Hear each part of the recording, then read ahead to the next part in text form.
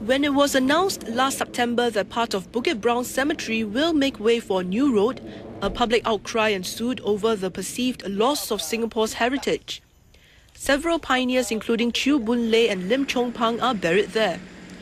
Despite explanations by the government, several doubts still linger. We know that space is always a constraint in Singapore. This is a given. But it does not answer the question of why a road to cater to a group of motorists, say, is given higher priority over what some others may value as a heritage site. A cemetery is not just for the dead and about the dead. It is about keeping our history, our memories, and all the meanings of our past alive for the living and for future generations of Singaporeans. Mr. Tan said the new road was necessary to alleviate traffic jams in the area and to provide transportation options as more housing is built in the north. He stressed that other options were also considered, including a viaduct or tunnel, but that would have caused more damage to the surrounding land.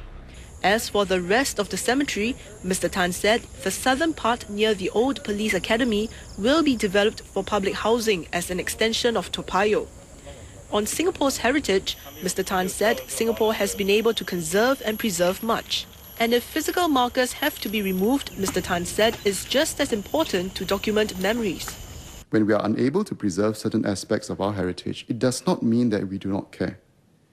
It does not mean that we have no regard for who we are. We can and must conserve and celebrate it in the many different ways that are available to us.